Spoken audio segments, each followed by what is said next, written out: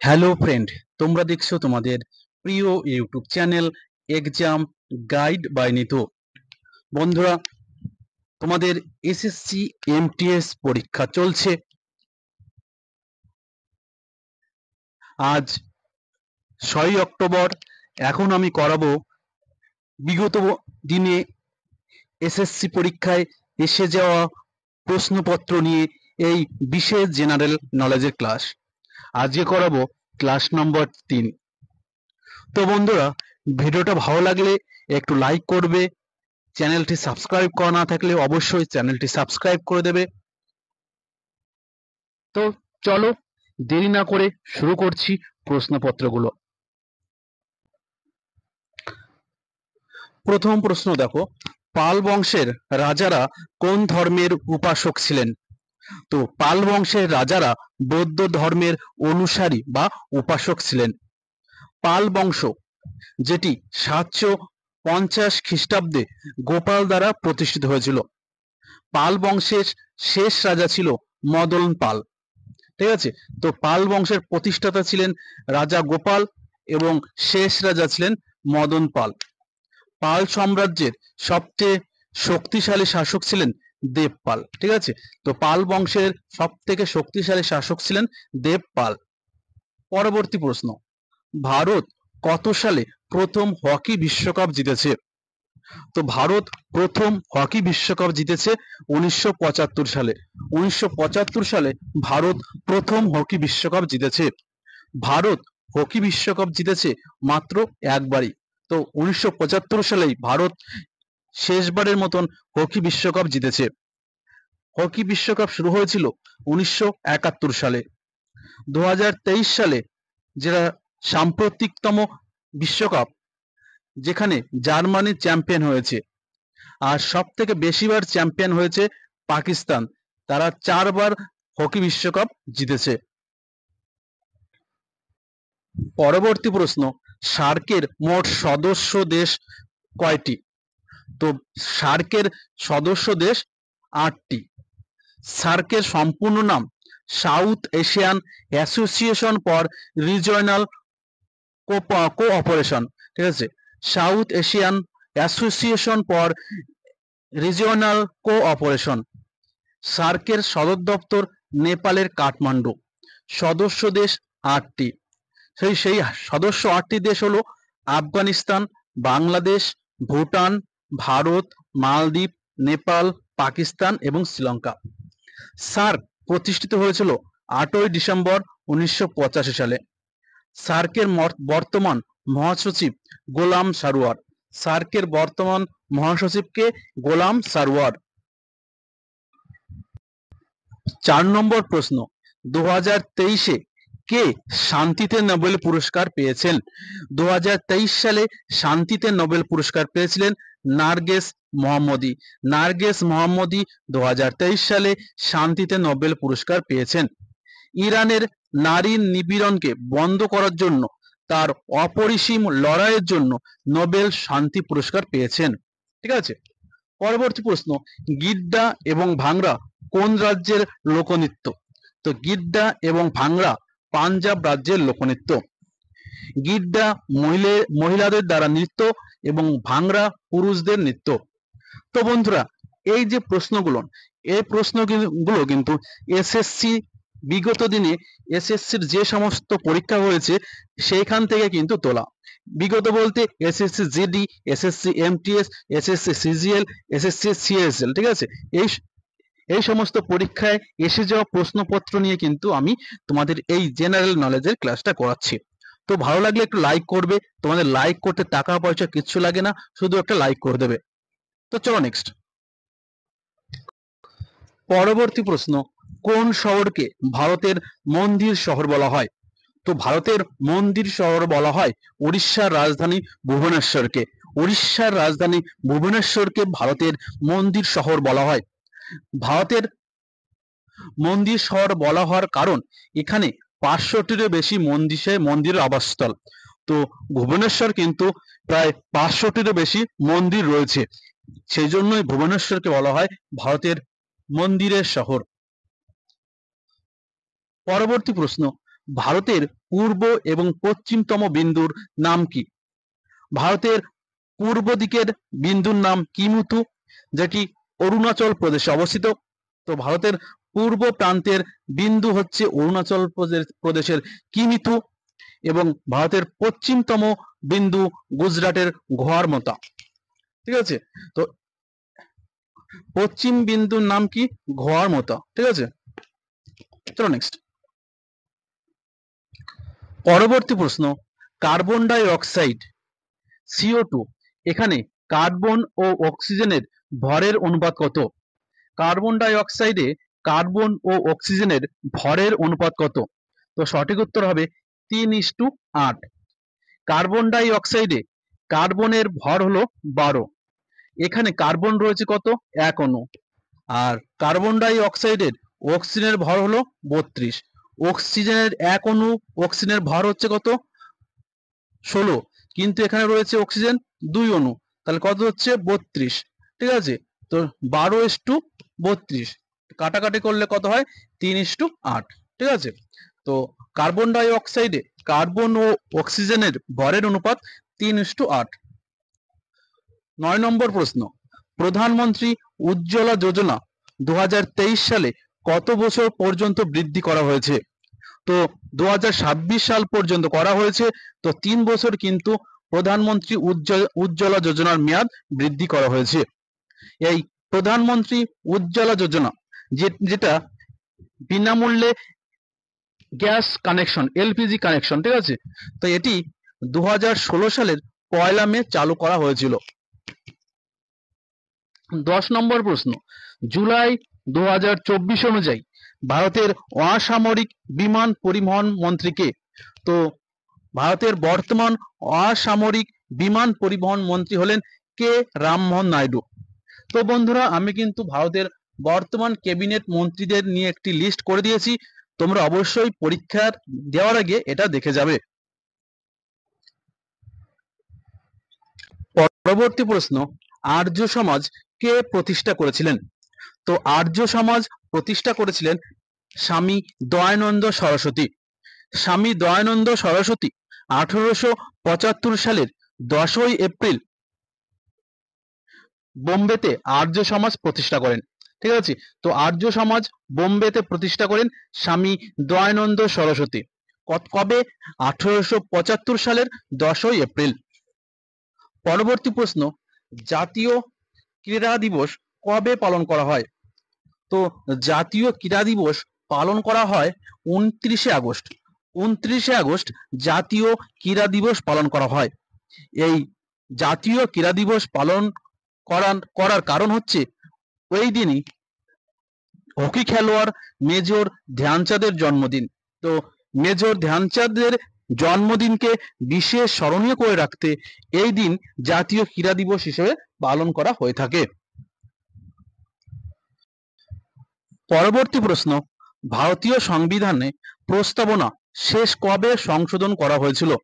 তো ভারতীয় সংবিধানে প্রস্তাবনা শেষ সংশোধন করা হয়েছিল 1976 সালে। 1976 সালে ভারতের সংবিধানের প্রস্তাবনা সংশোধন করা হয়েছিল। 1976 সালে প্রস্তাবনাটি এ পর্যন্তই একবারই সংশোধন করা হয়েছে। তো সেই 42তম সংবিধান সংশোধন 1976 সালে এই প্রস্তাবনা কিন্তু একবারই সংশোধন করা হয়েছে। এবার দেখো, 42তম সংবিধান সংশোধনীতে 3টি নতুন শব্দ যোগ করা হয়েছিল। 3টি নতুন শব্দ কি? সমাজতান্ত্রিক, ধর্মনিরপেক্ষ এবং অখণ্ডতা। 42তম সংবিধান সংশোধনে যে নতুন 3টি শব্দ যোগ করা হয়েছিল তা হলো সমাজতান্ত্রিক, ধর্মনিরপেক্ষ এবং অখণ্ডতা। আর তখন ভারতের প্রধানমন্ত্রী ছিলেন শ্রীমতী ইন্দিরা গান্ধী। পরবর্তী প্রশ্ন, কোন বনকে মৌসুমী বন বা মনসুন ফরেস্ট বলা হয়? কোন বনকে মৌসুমী বন বা মনসুন ফরেস্ট বলা হয়? তো সঠিক উত্তর হবে ক্রান্তীয় পর্ণমোচী বন বা ট্রপিক্যাল ডেসিডাস ফরেস্ট। ঠিক আছে, ট্রপিক্যাল ডেসিডাস ফরেস্ট। এখানে এই বনে বৃষ্টিপাতের পরিমাণ 70 থেকে 200 সেন্টিমিটার। 15 নম্বর প্রশ্ন, লোহার উপর মরিচা পড়া রোধের জন্য দস্তার প্রলেপ দেওয়ার প্রক্রিয়াকে কি বলা হয়?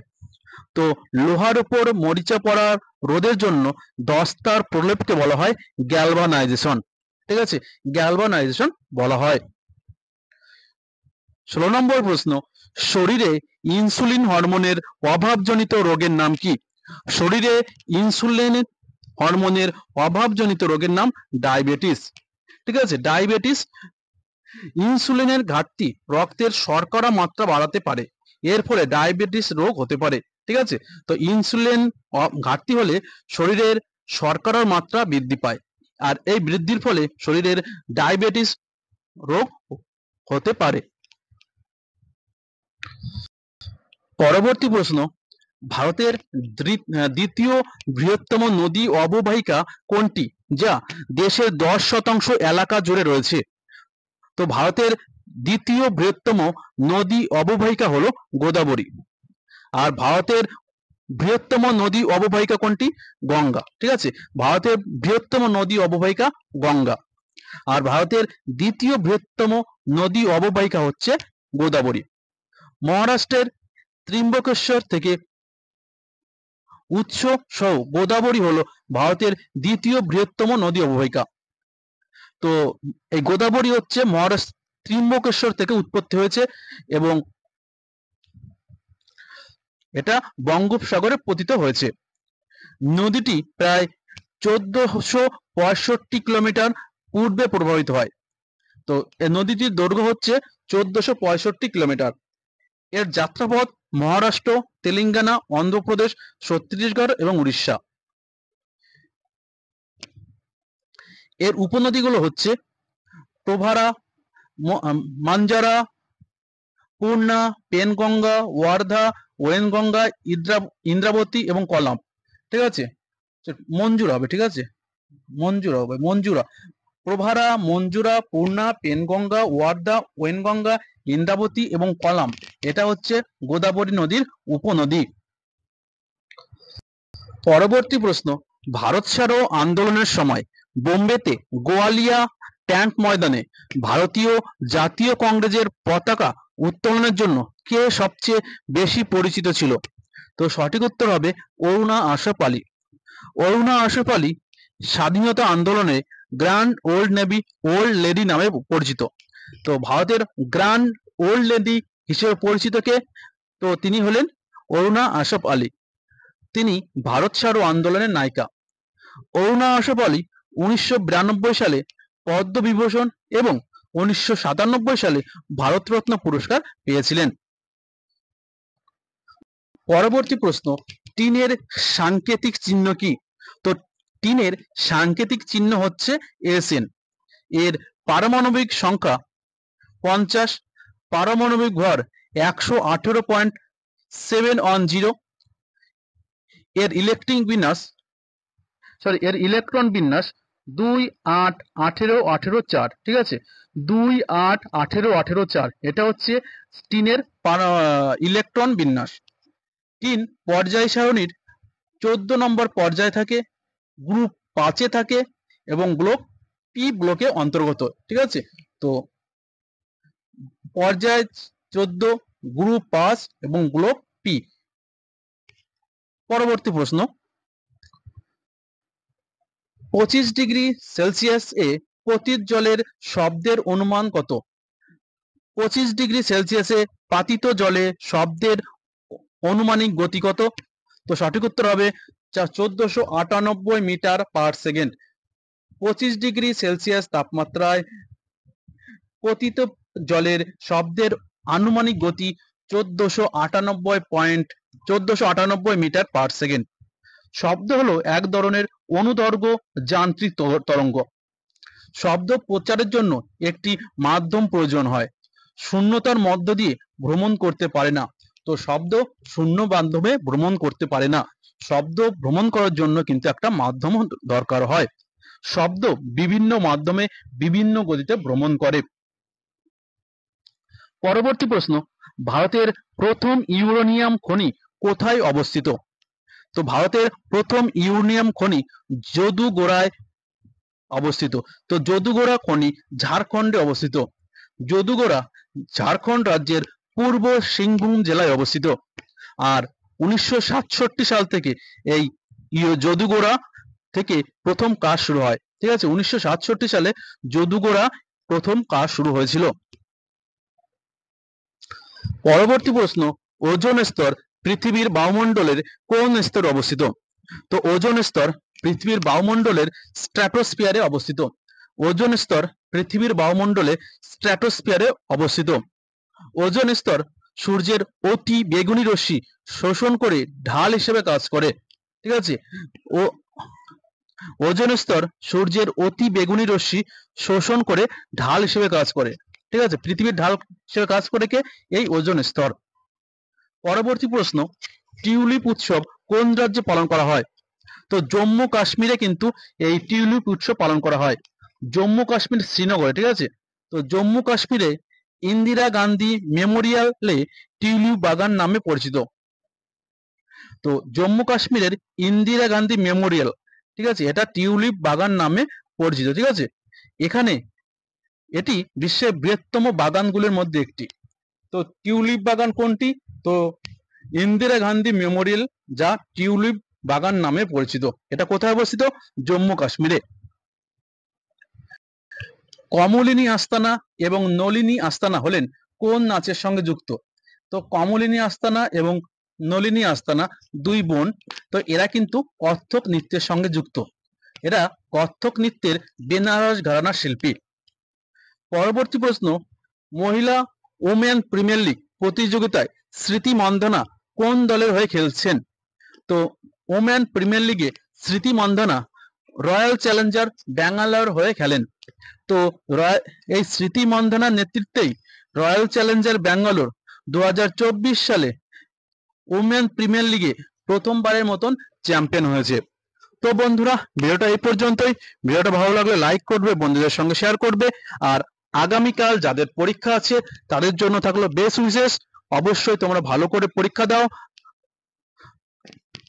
তো বন্ধুরা, এখনকার মতো এই পর্যন্তই। আবার আগামীকাল দেখা হচ্ছে। ততক্ষণ ভালো থাকবে, সুস্থ থাকবে। ধন্যবাদ।